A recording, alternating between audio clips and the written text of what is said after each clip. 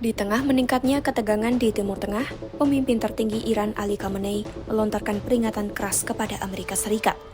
Ia menyebut kapal perang Amerika seperti USS Gerald R. Ford bisa saja berakhir di dasar laut.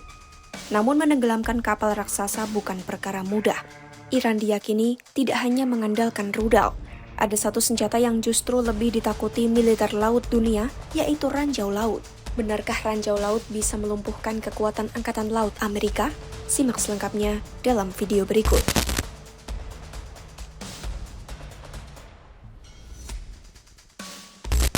Melansir The Times of India, Iran mungkin mampu menenggelamkan kapal induk modern AS seperti USS Gerald R. Ford, tetapi bukan dengan satu senjata tunggal. Kuncinya ada pada kombinasi, terutama ranjau laut, ditambah rudal, drone, dan serangan berlapis. Diketahui kapal induk kelas Ford merupakan kapal perang terbesar dan paling maju yang pernah dibuat AS.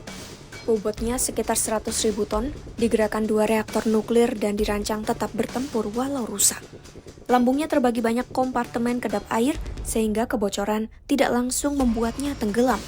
Sistem listrik, pemadam kebakaran hingga peluncuran pesawat dibuat berlapis dan punya cadangan ganda. Bahkan dalam uji ledakan bawah air besar, struktur kapal tetap utuh. Artinya, satu rudal bahkan yang sangat kuat hampir pasti tidak cukup menenggelamkannya.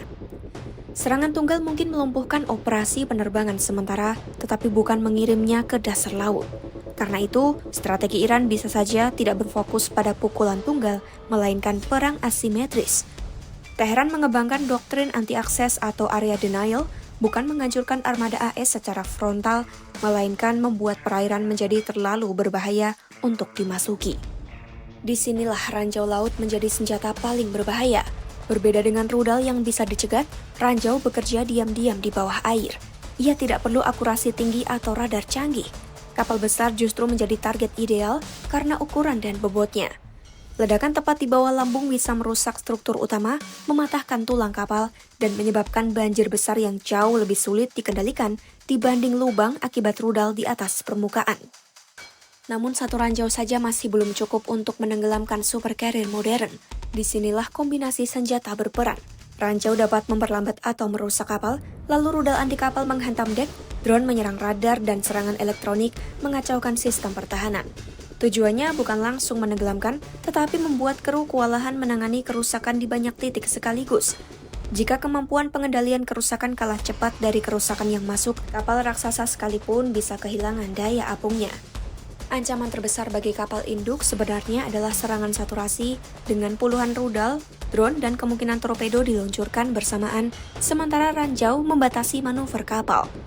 Dalam kondisi seperti itu, sistem pertahanan berlapis kapal induk bisa kewalahan. Begitu beberapa hantaman mengenai area vital seperti bahan bakar penerbangan atau ruang mesin, ditambah kerusakan bawah air akibat ranjau, peluang tenggelam mulai nyata.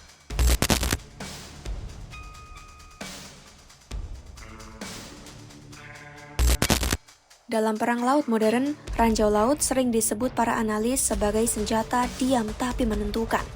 Ia tidak mengejar target seperti torpedo atau rudal, melainkan menunggu kapal datang sendiri.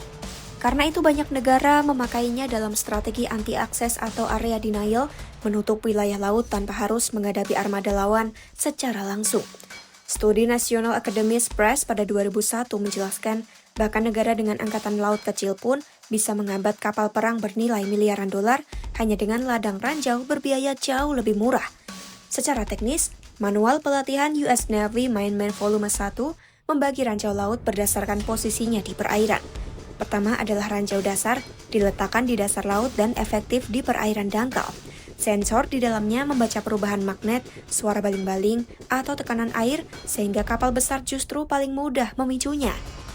Kedua, ranjau tambat diikat kabel pada jangkar dan melayang di kedalaman tertentu, cocok untuk menghantam kapal permukaan maupun kapal selam.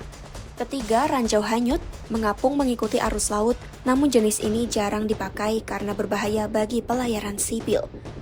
Dari cara penanamannya, ranjau bisa dijatuhkan pesawat tempur, dilepas kapal permukaan kecil, atau ditembakkan kapal selam dari jarak jauh.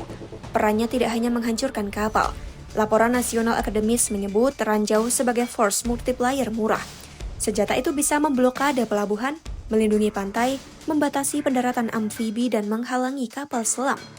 Analis War on the Rocks mencontohkan penggunaannya untuk menutup selat strategis seperti skenario Selat Hormuz, sehingga armada besar tidak berani masuk sebelum area dibersihkan. Bahkan tanpa ledakan pun, efek psikologisnya besar. Musuh dipaksa memutar jalur, menunda operasi, dan menghabiskan waktu menyapu ranjau terlebih dahulu. Keunggulan utama ranjau laut ada pada kombinasi biaya rendah dan daya ganggu tinggi.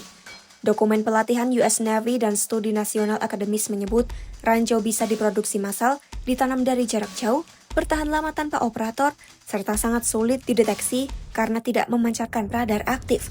Beberapa ranjau modern bahkan dapat diprogram menunggu jenis kapal tertentu atau jumlah lintasan tertentu sebelum meledak. Sehingga kapal kecil bisa lewat aman, sementara kapal besar justru menjadi target. Ranjau laut dianggap sebagai senjata yang menunggu. Ancaman keberadaannya saja sudah cukup menghentikan operasi angkatan laut karena pembersihannya sangat lama dan berbahaya. Inilah sebabnya banyak militer menganggap ranjau sebagai senjata asimetris paling efektif. Selama ranjau belum disapu, armada sebesar apapun tidak bisa bergerak bebas. Ikuti terus perkembangan isu global terkini hanya di YouTube Kompas.com.